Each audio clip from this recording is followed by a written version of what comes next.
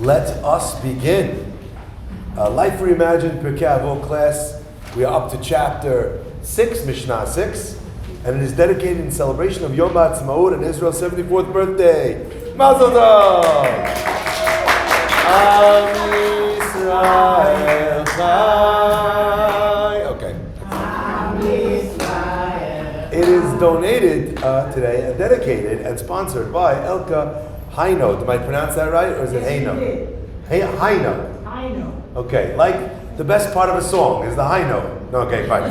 Let's get ready to rumble. Says the Mishnah, and we explained already what the process. What we're going to do today is we're going to go through the middle part of the Mishnah, which is why a little bit smaller.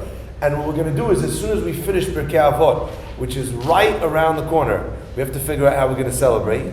I don't know if we should get maybe we should have a nice meal. Should we celebrate like a siyum? I feel like we should go crazy. Okay, so entire Pirkei Avot together over what, 2.5 years? Yeah. Almost 3 years. So it's a very worthwhile celebration. Robin, you ready? We're going to do a big celebration. Robin is like, you did not clear that with the budgetary committee. Everybody better be paying for themselves. Okay. So what's the celebration? We're finishing all of Pirkei Avot. 3 years in the making. Yeah. Yeah. Question, Rabbi, is what is next? So we're going to go straight into next. So I'll explain to you in a minute. We have in the chapter we have roughly another 5 Mishnayot, so maybe another 5 weeks. And then what we're going to do is we're going to revisit chapter 6, Mishnah 6, which teaches you, as we're about to see, the 48 kinyanim, the 48 ways that one acquires Torah. We will go through all of those ways. That will take us approximately 1 year to accomplish. Okay? Each one is its own class, and they are fascinating. So we're going to go through them. It was one of the big, Rav Noach Weinberg put a big emphasis on this amongst others. And you'll see as we go through these things really quickly, how each one is a topic in and of themselves. But we are going to celebrate a siyum in about 5 weeks from now. So get your dancing shoes on and go dance somewhere else, because we're not going to dance. But maybe your stretchy pants for all the food that we'll eat. Okay. Gedolah Torah. Torah is greater. Yoter min ha'kehuna. More than being a Kohen. Umin ha'malchut. And greater even than being a king. Sha'malchut niknit b'shloshim ma'alot. Because there are 30 different things, 30 different advantages, 30 different qualities that a king needs to have in order to be a king. V'ha'kehuna, and being a priest, a Kohen in the temple, requires esrim va'arba, 24 different values, 24 different traits. V'ha'torah niknit, but the Torah is required be'arba'im u'shmona dvarim, with 48 things. Wild. There are 48 ways, 48 acquisitionary measures that a person must use in order to fully acquire Torah. Now, obviously, it seems to be a given at this point in the Mishnah that more is better. Right? So king is 30, kehuna is 24, and being a Talmid Chacham, Torah is 48. So more is better. Now, obviously, let's try and parse that together before we begin reading through this list. Why is more better? Why would more kinyanim, more ways to acquire the Torah, why does that make Torah better than priesthood? Or Torah better than kingship? Anyone want to hazard a guess? More ways to access it? Okay, one way, Leah is saying, very clever, more ways to access it. Does that make something better? Like, is the ocean better than my house because there's more ways to access it? Is that a value judgment? Right? There's an empty parking lot which has no fence around it. You can access it from 360 different degrees. Does that make that more valuable than the best piece of prime real estate that only has one door to access it? right? That's obviously much more valuable, which is why there's only one way in. So what is the Mishnah saying over here? That because there are 48 ways, therefore, that means that it's more valuable. Knowledge? Sorry? Knowledge? I don't know. That's too cryptic an answer. Explain to me, what does that mean? Why are more ways to access something? Why is that better? So, This is a way of life. Now, so really, ladies, I'm much less smart than you. So if I ask you a question, why is something better, and you answer me knowledge, or you answer me it's a way of life, I don't understand how that answers the question. Probably because I'm deficient as a human being. But you guys are better than we are at communicating. Communicate. What do you mean? Why would knowledge or a way of life, how would that answer this question? Huh? the soul that Hashem gave us is the way that we follow, we do it. I'm failing to understand. 48 ways versus 30 ways. Why is 48 ways better than 30 ways? More options. More options. But there are many things where there are more options, and that does not mean that it's a better place.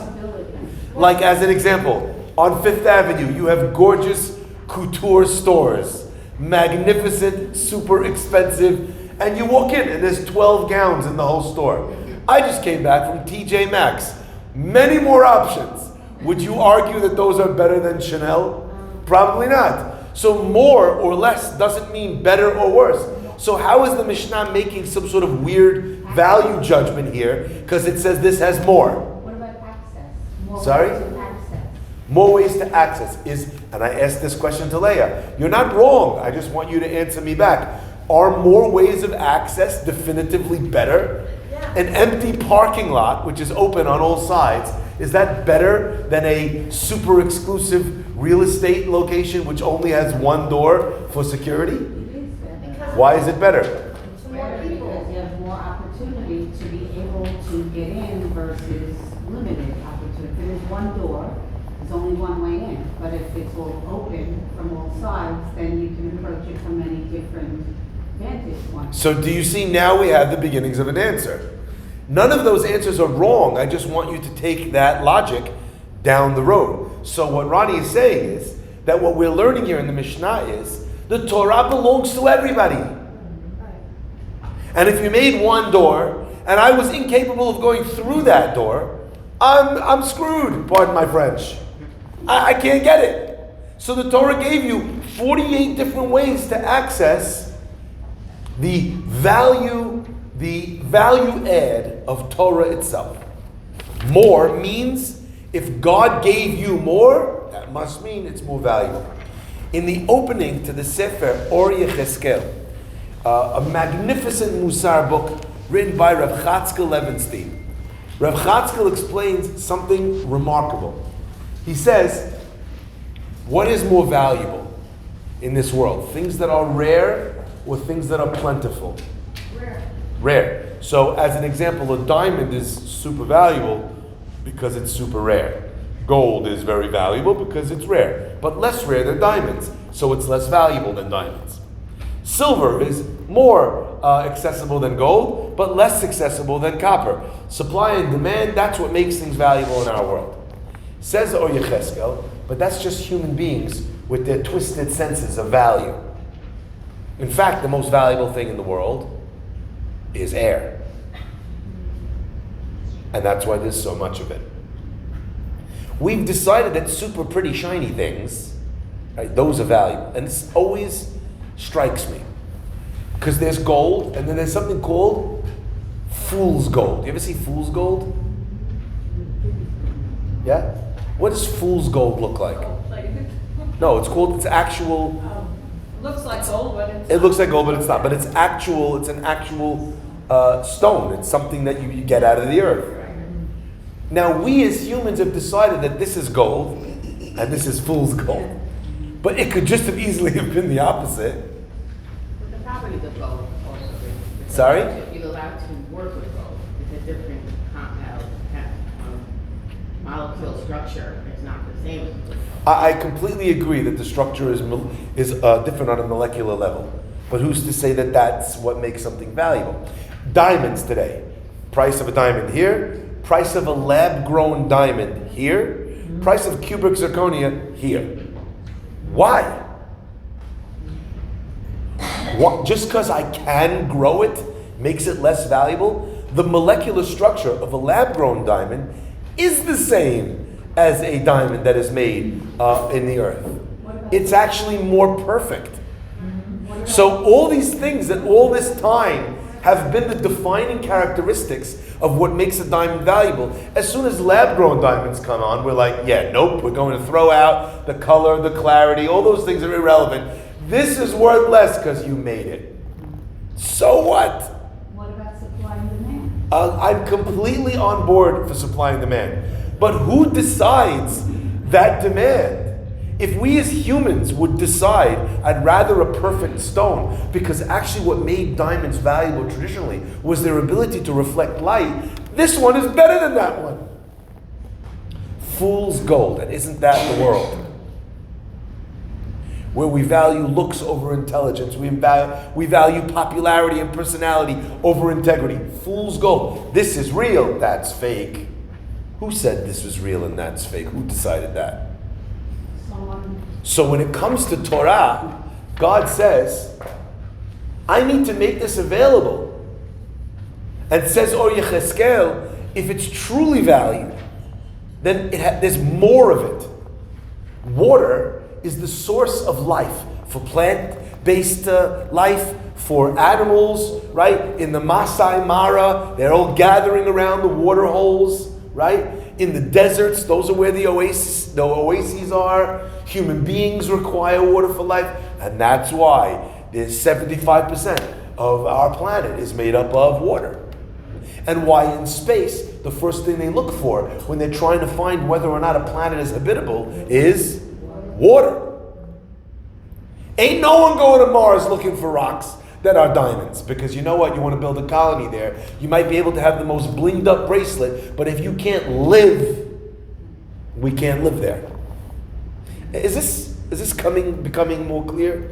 The Mishnah says, if there's 30 ways to become a king and 24 ways, if you will, to be a good Kohen, and there's 48 access points to Torah, so you should learn from that Torah is Gedola Yoter Min HaKehuna U'Min HaMalchut.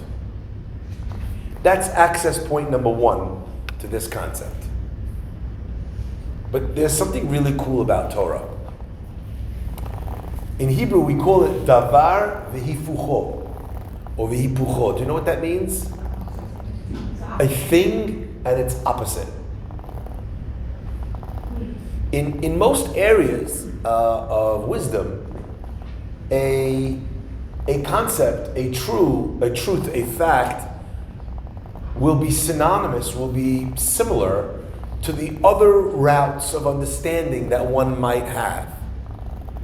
But in the process of understanding Torah, morality, ethics, oftentimes the process of thought that we have is directly contradictory, almost the parallel opposite of the other thing that you were saying, and both of those are still true.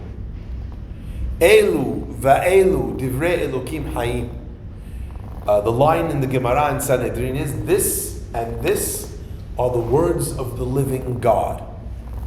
And that expression is really, I think, maybe a little bit more subtle, a little bit deeper than people kind of give it credit for. How could it be that an idea and its opposite are true? How could that be? And the answer is, because they are both divrei Elohim Chaim. They are given life by God Himself, who can animate opposites. Is this clear? So you could have two opposite ideas, and how can they simultaneously be true? Because they were uttered by God Himself. Let's start the Mishnah again and read it exactly the opposite of the way our new combination of Leah and Ronnie just explained it. Gedolah Torah yoter min HaKehuna. Torah is greater than Kehuna, and it is greater than Malchut, because Malchut is 30 and Kehuna is 24, and Torah is 48. Not more access points, more requirements. So 48 actually means less access points. Imagine, if you will, to get a driver's license where you needed to complete 5 tests. Now, to drive a truck, you might need to complete 10 tests. And to drive a plane, you might need to complete 100 tests. That's what the Mishnah might be saying here. That in order to truly acquire Torah, it's not that there are 48 doors, any of which gain you access to the wisdom that is hidden in Torah, but rather all of which need to be opened in order for a person to get through to the truest understanding of Torah. So that makes Torah not greater, but finer. Okay? Now, those ideas can exist in contradistinction and still be simultaneously true. And I'll give you an example of how those two things can coexist and still both be true. Let's imagine, if you will,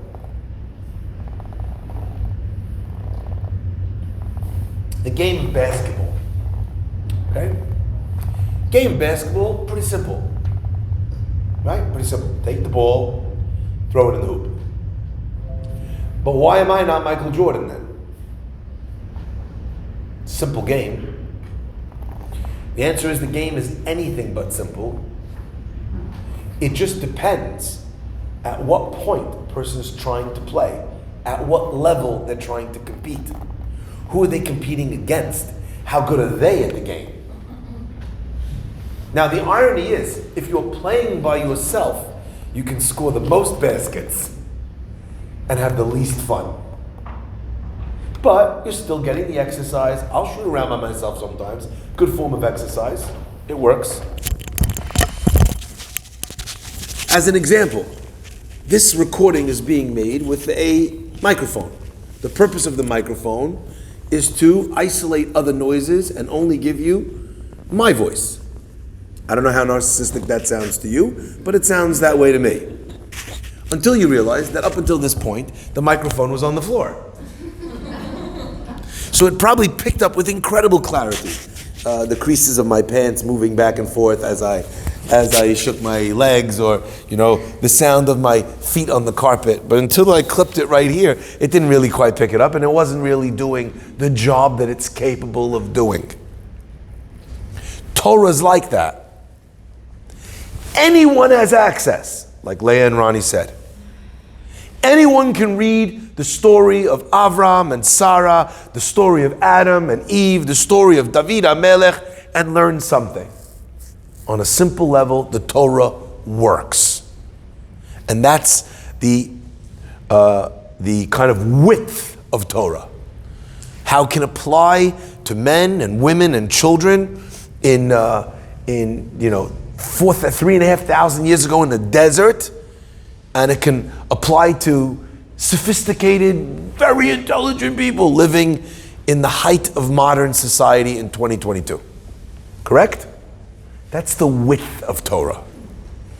But the depth of Torah requires tools to be able to access. And you'd never begin to imagine, as an example, the profundity of Avraham Avinu's chesed until you become a connoisseur in chesed, in kindness. So you wouldn't read, as an example, you wouldn't read God's comment to Avraham.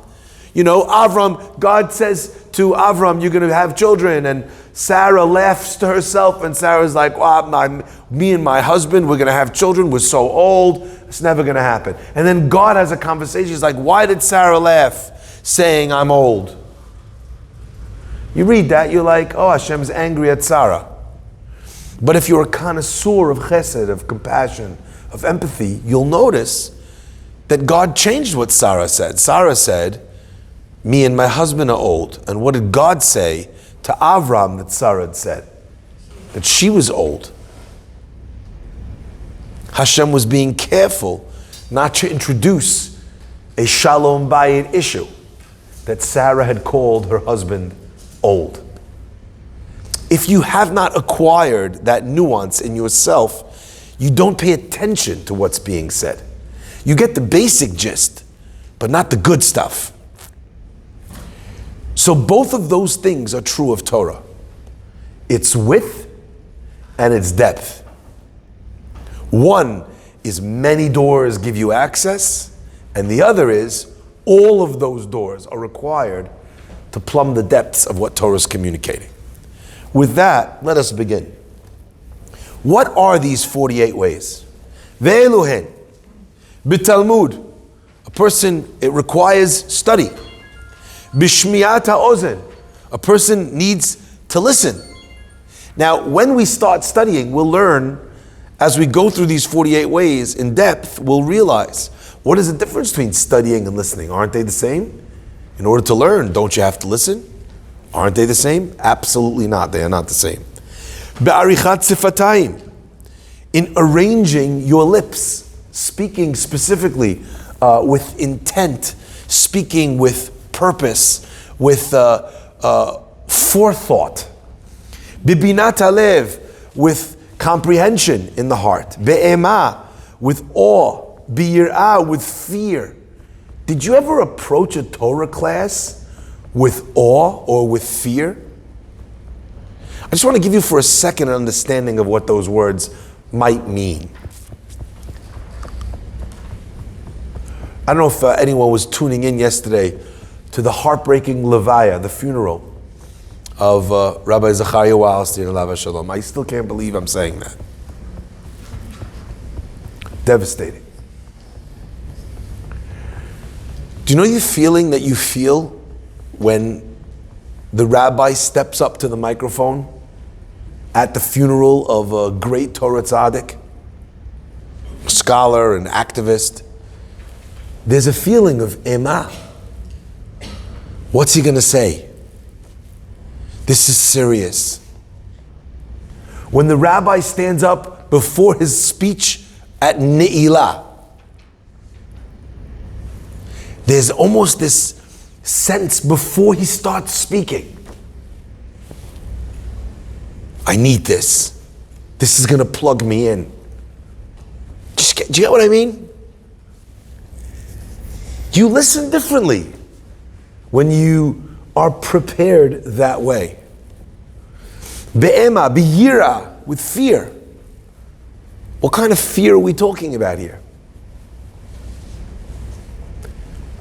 Do you ever come to this Pirke Abot class and feel you're afraid? Maybe you're afraid of being late. Have you ever been afraid? What would fear look like when it comes to Torah? So, sorry? I just think fear means that you have an internal instinct that you're afraid to do something wrong in the eyes of Hashem. And if you fear God in that respect, it will keep you from doing something that's wrong. Okay, so It's not just awe in creation. It's that if I have a fear of Hashem, it will keep me on the straight and narrow. So the fear of Hashem, and we'll have to define what that fear is. What am I afraid of? Am I afraid of being struck by lightning? Am I afraid that, I might get sick? Am I afraid I might lose my job? What am I afraid of? When I say I'm afraid of Hashem. Like if I do the wrong thing, then what? We'll cover this. That's called Yirat HaOnesh. Then there's something called Yirat HaRomemut. Yirat HaRomemut and Ema are very closely related. But we'll come to this. You can't learn Torah, you can't practice the mitzvot unless there's a little bit of fear. Now that does not jive with happy clappy Judaism that you find for sale on the streets today. But if your Judaism is just happy clappy, you check in when you want and you check out when you want. I'll give you an example. Let's say I'm super fascinated. I'm a curious person. I like learning about everything. I know way too much about things that I have no business knowing anything about. just because I like to read, I like to see, I like to understand. I feel like there's always lessons for life in every area, in every wisdom, in every science. But I get to check in and I get to check out.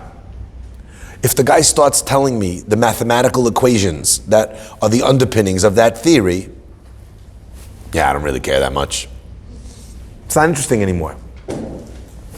If I'm a doctor, could you imagine how my approach to learning about medicine, about a sickness, about a procedure might be radically different to that of a person who is a casual, curious observer?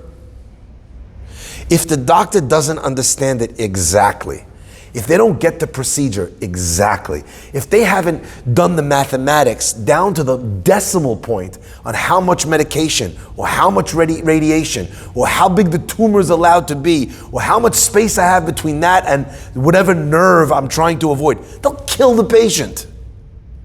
There is a fear of missing out, not the FOMO of a teenager, but the FOMO, if I've missed out on a piece of this information, the results will be catastrophic. When a person learns or interacts with the act of gineva, of stealing, of lying, of kavod, of what's appropriate. I got a phone call yesterday from someone asking about a potential visit to the Pope. They want to know, what am I allowed to do? How am I allowed to approach this? Where am I allowed to visit him? And I explained, you do it right, it might be a very nice, beautiful mission, which might take one of the most powerful people on earth and give him a reason to do something which might benefit Jews around the world. Do it wrong, and you just gave honor to a priest for avodah zarah. People don't get it. They think, oh, he's a spiritual man, I'll kiss his hand. He's wearing a cross around his neck. They killed Jews who would rather die than kiss the ring of the guy who was wearing that around his neck, and you're doing it for a photo op? The man in that position burnt people alive. Not him, but his predecessor's predecessor. If you're not afraid of getting it wrong, you won't ask enough follow-up questions to get it exactly right. Well, is Vatican the city same as Sistine Chapel? Sistine Chapel, is that the same as here? Where is it used? How is it used? What's going on? Etc., etc., etc., etc.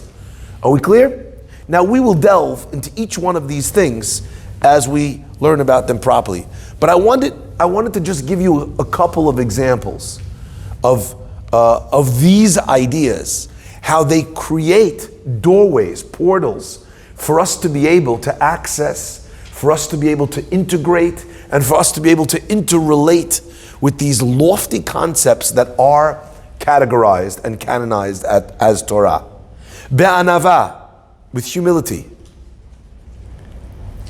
How often does a rabbi tell you or teach you something, a rebbitzin, a sefer, and you think to yourself, yeah, I know this already.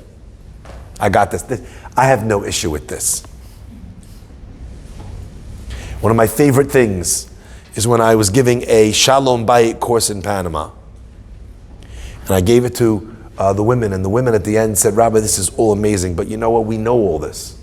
You really should be giving these classes to our husbands. And a little while later, I gave those classes to the husbands. The husband was like, Rabbi, we know all of this.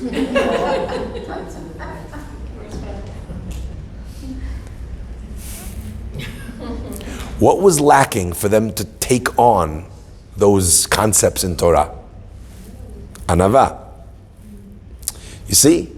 So it's amazing how there's a kinyan, a way, that without approaching Torah in that way, it could be the most valuable idea in the world. And what does it do? It goes like a water off duck's back. Doesn't affect you at all. Wild. Bisimcha, with joy. Bitahara, with purity. B'shimush chachamim, spending the time to serve Talmidei chachamim, wise people. B'dibuk chaverim, in creating very close friendships. B'pilpula talmidim, with the conversation, the stimulating intellectual conversation with your own students. B'yishuv, when a person has a tranquil state of mind, they're not harried, they're not running around. B'mikra, with reading the words of the Torah. B'mishnah, with reading the words of the oral law. B'mi'ut schora, with a minimization of acting in business, because sometimes a person can get pulled and swept into that world and actually not have the time, bandwidth, or frame of reference for spiritual or moral conversation. B'mi'ut derech eretz. I always find that, by the way. You have a businessman, you have a whole conversation, a whole class about a detail, an understanding, a nuance, a facet, a angle on how to behave. And then at the end of it, the guy who has ADHD and he's running from one deal to the next says, Rabbi, it was an amazing class. So basically what you're saying is that you should be a good person. I was like, kill me now. That was the summation. Now every day, what does this guy do? Give me the bottom line, give me the bottom line, give me the bottom line. The bottom line is made up of many lines. B'mi'ut derech eretz, in a minimization. And we'll see exactly the interpretation of this concept of mi'ut derech eretz. What does derech eretz mean? What are the possible connotations of that word? You would think derech eretz, which means normally treating someone with respect. Mi'ut derech eretz is not the way of acquiring Torah, but derech eretz can also mean intimacy. Derech eretz can also mean social interaction. We'll see more about it. B'mi'ut ta'anug, the minimization of running after life's pleasures. We just actually finished that Mishnah 2 weeks ago. Zuhi darka shel Torah. This is the way of Torah. Pat b'melach tochal, ala arz tishan, mayim surah tishteh. Right? All those things that how minimizing the comfort creature culture, CCC, the comfort creature culture that we have. That's a tongue twister if ever there was one. It creates a possibility to have these kinds of deep conversations and transformational experiences. B'mi'ut shina, with the minimization of sleep. B'mi'ut sicha, with the minimization of prattle, of chatter. B'mi'ut tzchok, in the minimization of laughter. Interesting how some ways are about adding things to your repertoire, and some of the ways are in deleting things from your repertoire. Okay? Be'erech apayim, patience, specifically with regards to getting angry. Belev tov, with a good heart. Be'emunat chachamim, with faith in the scholars. Be'kabalat ha'yisurin, in the acceptance of pain, of difficulty, of struggle. Hamakirt mikomov, someone who recognizes their place. They don't think too much of themselves, but neither do they think too little of themselves. If makiret mikomo means know your place, then we've already covered that with anava, haven't we? Humility. Makiret mikomo doesn't only mean knowing your place in terms of not making yourself bigger than you are. It also means not making yourself smaller than you are. Someone who is joyous in who rejoices in their portion. Someone who makes boundaries and fences for their words. And doesn't think all that great. He doesn't think so much of himself. He doesn't take himself all that seriously. Ahuv. One of the ways of acquiring Torah, of acquiring mitzvot, is to be loved. To be a person who is loved. Again, we'll cover when we come to this. Is that something that I have a choice in? How many relationships do we wish that they would love us? But it's not up to us. The Mishnah is clearly communicating that's not the case. Ahuv, to be a person who is loved. Ohevet hamakom, someone who loves God. You need to love God. It chooses a specific language, though, to express God here. Ohevet hamakom. We'll see what that means when we get to it. Ohevet habiriot. This is basically like a long trailer, by the way. Coming soon to a shir near you. Ohev et habiriot. He who loves the creations. Why doesn't it say people if it means people? It obviously doesn't only mean people. Ohevet hatzedakot. He who loves acts of kindness. Ohevet hamesharim. He who loves acts of straightness. And that's not what it's maybe euphemistically meant to mean over here, but maybe it does also. Ohevet hatochachot. He loves being rebuked. Anyone here love rebuke? You love rebuke? No, that's a high level place. High level. Now, if we understand that 48 ways are not all options, but rather all required, and nobody here felt that they love tochachot, then according to that interpretation of the Mishnah, no one here has acquired either Torah or mitzvot yet. Present company included. Isn't tochachot criticism? Sorry? Isn't tochachot criticism? Yeah, you have to love criticism. It makes you better. You love being criticized, Leah? But sometimes it makes you better. I understand. I'm just saying, do you love it? If it You don't. Most people don't love it.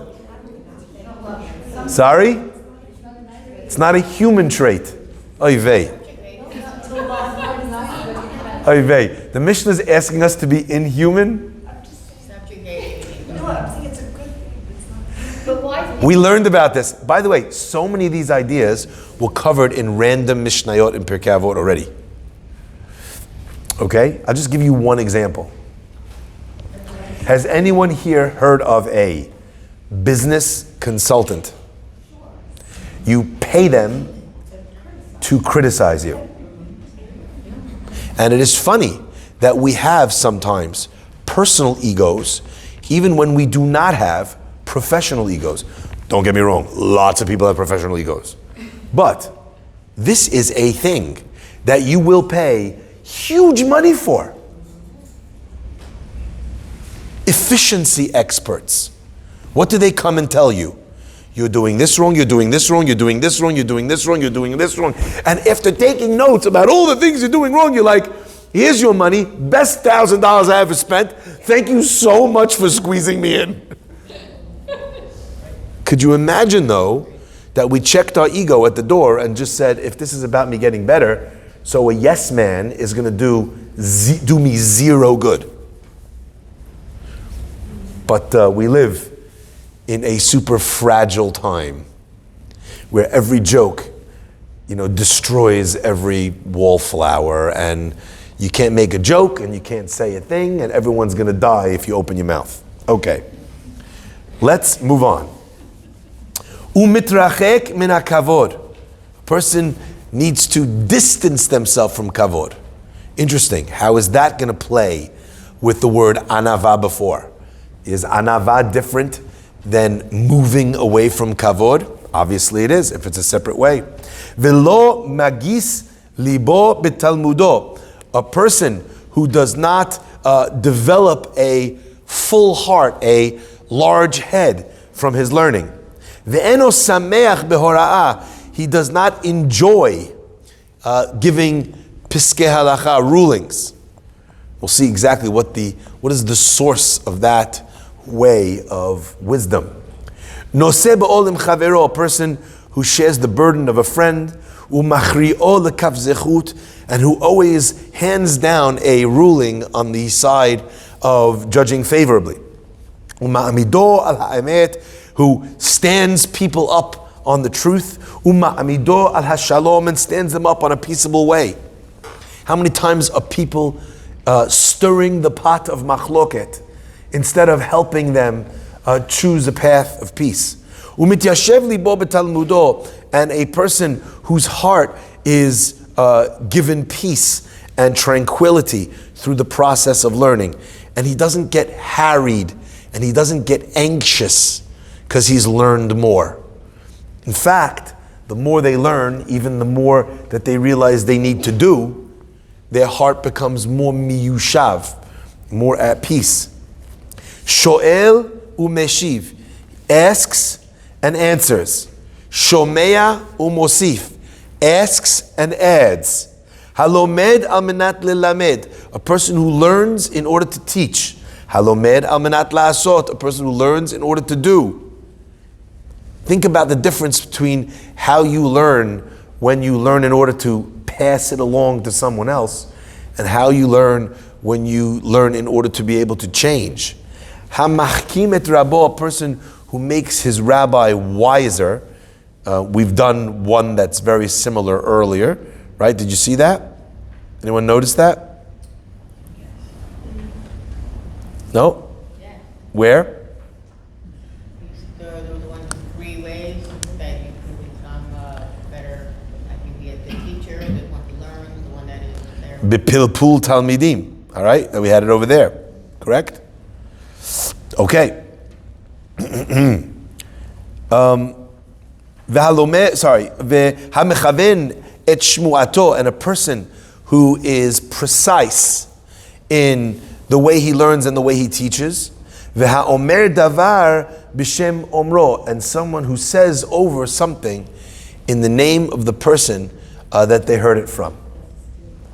That is 48 ways to wisdom. Now, fear not, fret not. End of the day, every door is valid. End of the day, different people will have different primary doors and different side entrances. End of the day, if you have one and then you have two, you have more than you had before. Perhaps one might say that the 48 ways are a lifetime of work. But each one that you add and each level of depth that you go down into, in each one of them provides you with a higher level of wisdom, of understanding, of tzidkut, of righteousness. Halamarita, ends the Mishnah. Behold, thus, therefore, what have you learned? Anyone who says something in the name of the person who said it, mevi geula la'olam, brings redemption to the world. Shne'emar, as it says, Vatomer Esther lamelech b'shem Mordechai. And Esther said to Achashverosh, in the name of Mordechai, what did she tell him? She said Mordechai overheard Bigsan and Teresh, right? They were plotting to kill the king. So she said it over in the name of Mordechai. Now, just let's go to the example for 1 minute before we come back to the Nimshal, right? Mordechai, if Esther had not said it over in the name of Mordechai, can you understand how that would have changed the entire story? Because the concept, the turning point, is actually when Achashverosh goes to the book of remembrances and remembers that he needs to pay back Mordechai. He then raises Mordechai in that process above Haman. Haman, at that point, hears this, this act of honor, and decides that he wants to hold that for himself, creating the paranoia in Achashverosh's heart that Haman wants to usurp the throne, which later, at the meal with Esther, actually creates a very low threshold for Achashverosh deciding to have Haman part ways with his head. Okay? So this idea it's crucial. It's crucial to the story. It's crucial to the Geulah. It's crucial to the redemption of the Jewish people. But be that as it may, I've always found this part of the Mishnah to be extremely peculiar. You know what it's like? It's as if I go to my personal shopper, which I don't have, but if I had one, I say to my personal shopper, I would like a suit, I need some ties, a jacket, maybe some nice shirts. If you can get me some shoes, and I need a belt, and I think if there's any way you could find some sneakers. I need some activewear, t-shirts, shorts, some suitcases to put it in, and if on the way back, if you could pick up the pie pizza and the personal shopper says, what do you want on the pizza? That's the question you have. You were okay with everything else. This is the one thing that you need to clarify. Like if I want green olives or black olives. The Mishnah just gave you a list of 48 different things, all of which is an ocean of understanding unto itself. And the Mishnah says, you know what you've just learned?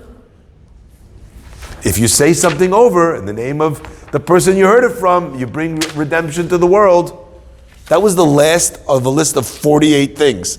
That's the only comment you have to make on the whole Mishnah. No one else finds it strange? But maybe that one encompasses all of it. So that's what I call backdoor thinking.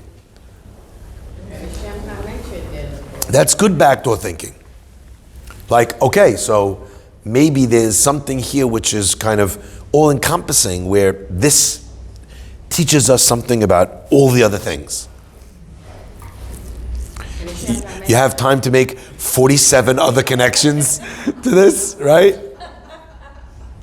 So that's good backdoor thinking.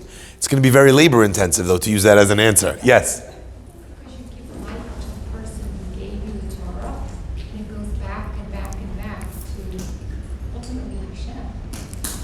Okay, so if you say something over in the name of the person who said it to you, so you bring that person to life by sharing that's true. But why is that the thing of all the other things? Because we're all connected, and it's the word of our Torah, it's the word of Hashem.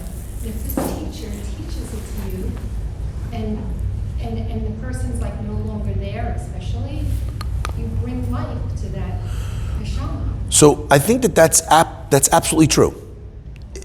I still don't understand why that tells me something about learning by listening carefully, or why I have to be someone who everybody loves.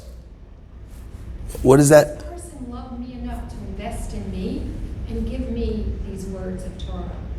Maybe I never met him. He doesn't know me. I read it in the Gemara. I now say it over in his name.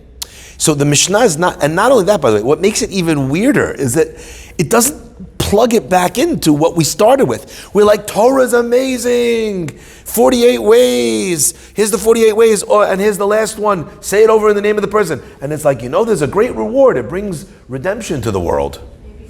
What is, like, and here's your prize.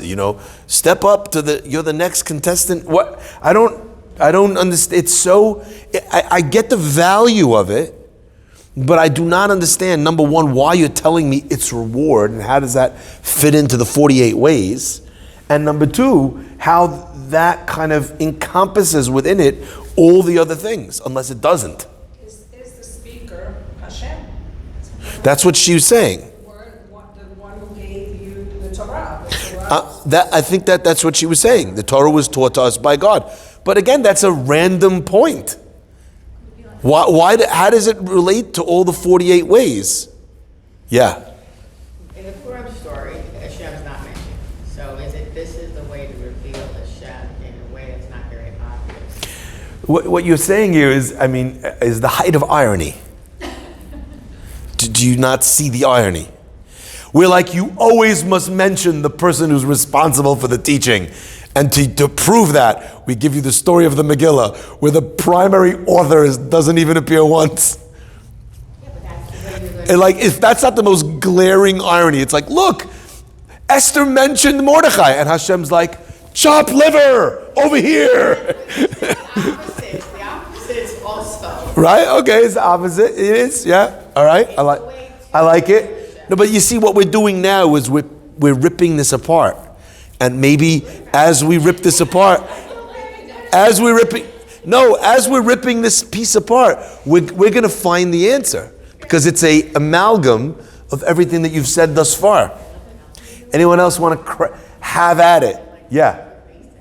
Isn't it like an analogy, really? It's not Mordecai, it's not Esther, it's recognizing where everything stems from. So that was the beginning of the saving of the people, when that was the root of the ability to stop the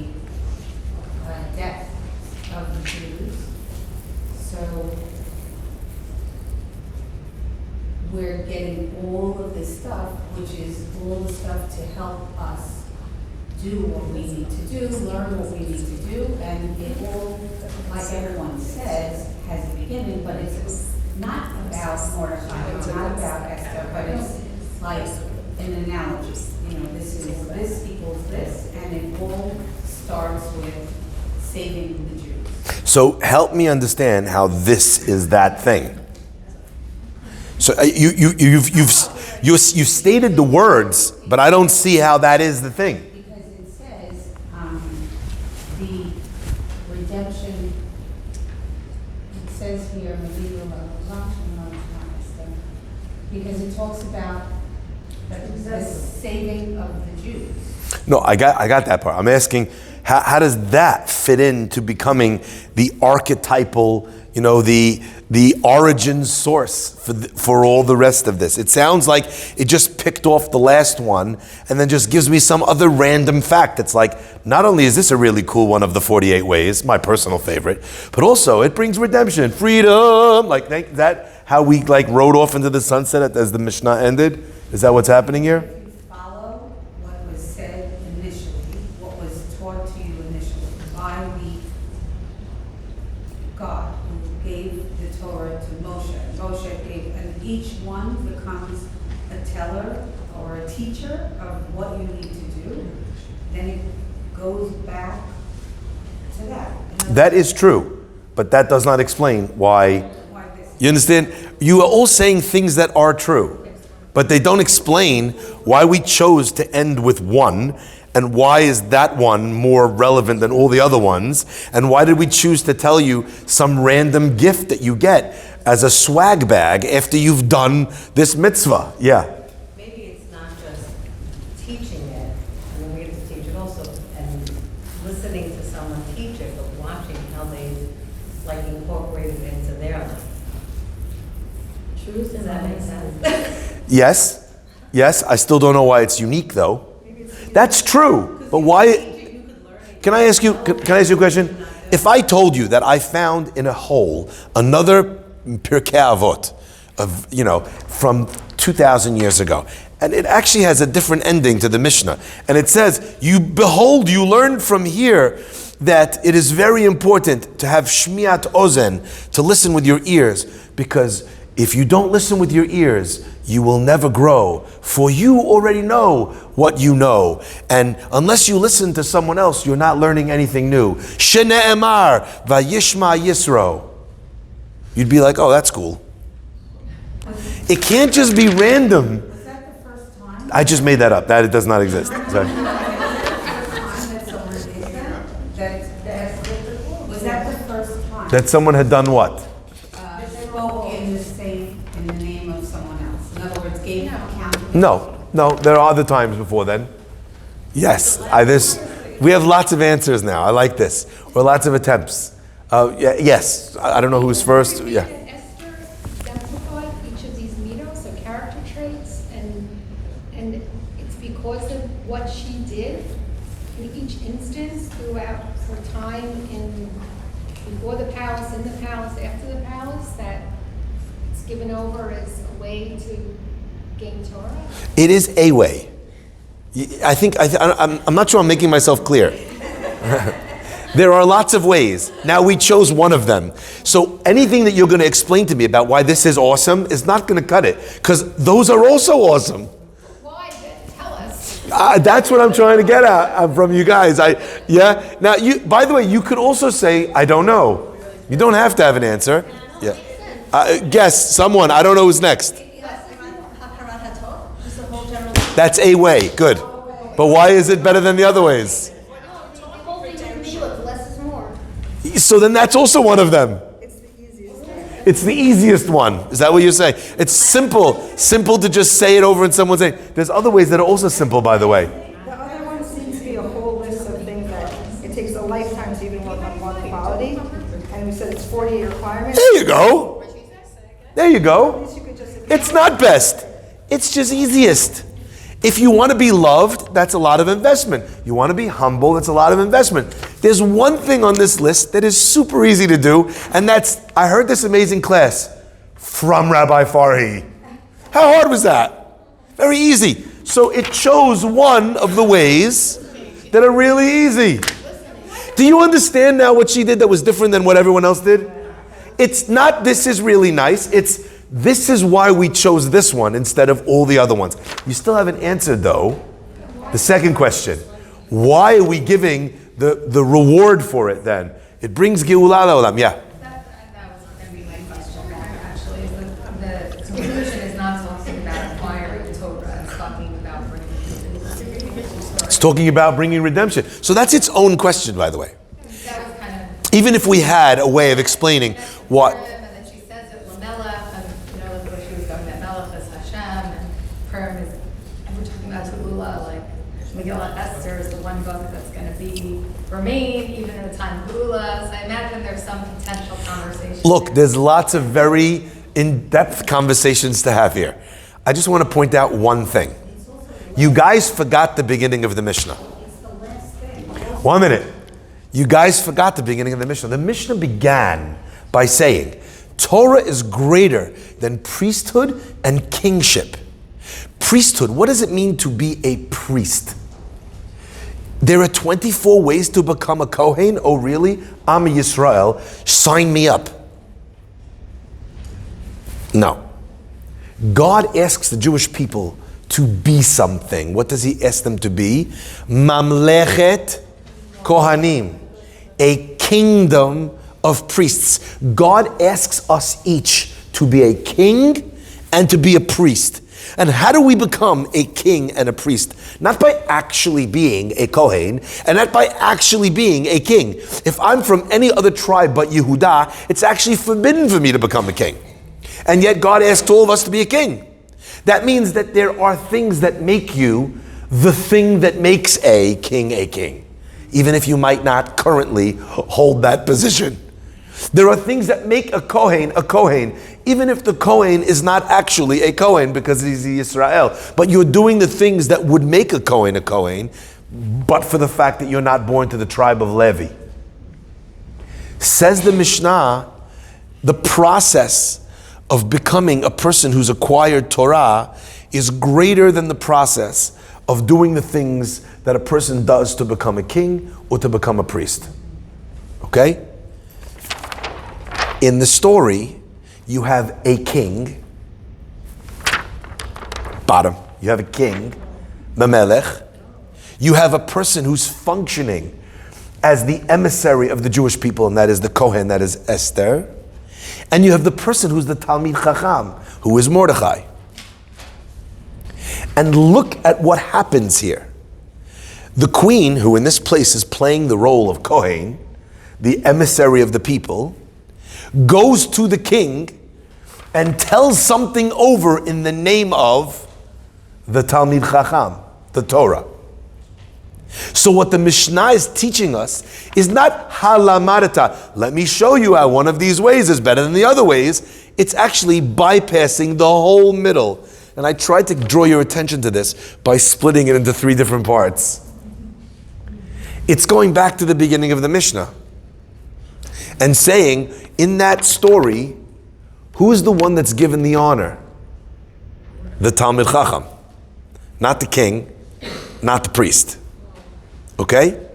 Now this idea, which is a conceptual concept, obviously has another layer to it, and I want to end with this layer.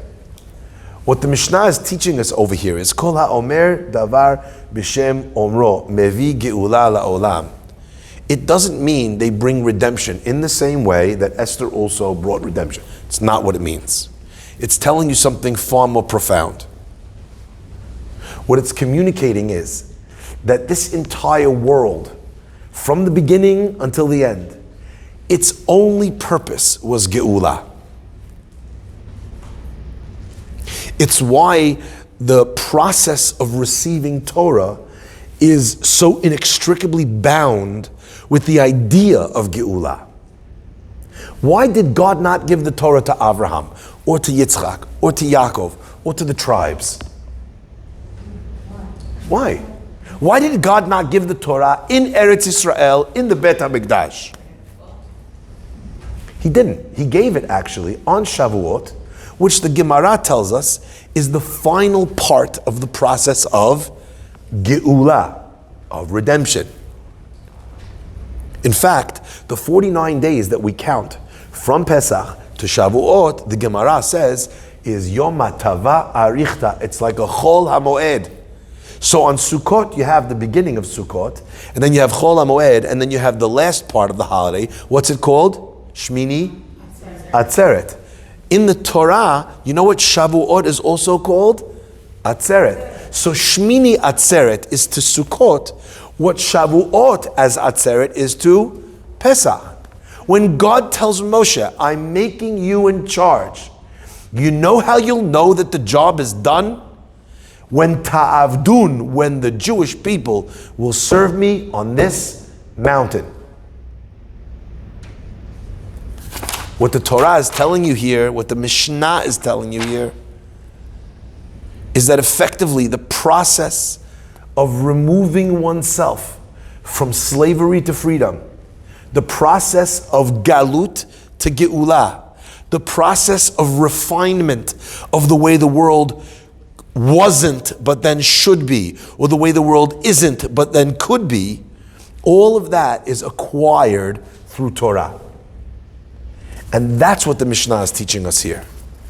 More than a king can do through political power, more than a priest could do through spiritual dogma and practice, a Talmid Chacham, a Torah person, can do through the understanding and the commitment to the doing of the mitzvot.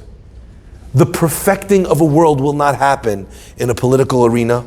It is greater than melucha. The perfection of the world will not happen in the Bet HaMikdash, the realm of a Kohen. It will happen in the homes of Jews. It will happen in the personal arena of self-betterment. And on that, says the Mishnah, what did we learn? That when a person says davar b'shem omro, what does it mean to say the words of Torah in the name of someone else? What does that mean? What is the source of that concept? And how is that an overarching theme to everything else that we've learned? And the answer is hidden right there in the beginning of the Mishnah.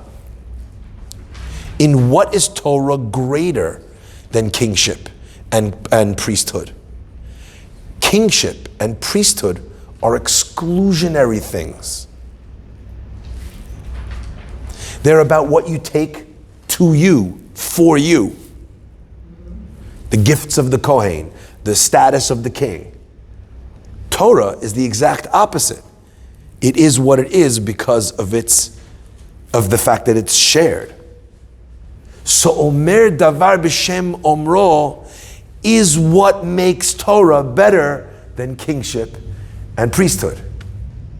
It is only through the work, the unified work of humanity, of Am Yisrael, that perfection will be attained. It is not through the work of an individual, no matter how great they are. And people mistakenly think that Mashiach fixes the world. That's a mistake. We fix the world. We fix the world. When the job is done, then Mashiach comes to cut the ribbon. And the Talmud says it so straightforward by saying that in every single generation there's a possible Mashiach. Which means that it isn't Mashiach that brings Mashiach. It's us that brings it. And that's, I think, what the Mishnah is communicating to us here. We are 6-6 today. We are 5 Mishnayot away from the finish line. Bring your stretchy pants for our Siyum. If we could have a ladies' guild jump on the, what's it called, on the creation of the Siyum. If anyone would like to help plan it or make it something special and beautiful, let us know. We'll plan it 5 weeks away. You can let me know, me or Jessica know if you'd like to help plan that. And we will launch immediately following the finishing of Pirke Abot, the deep dive of all of these wondrous things that we've learned today in the 48 ways of wisdom. Thank you so much.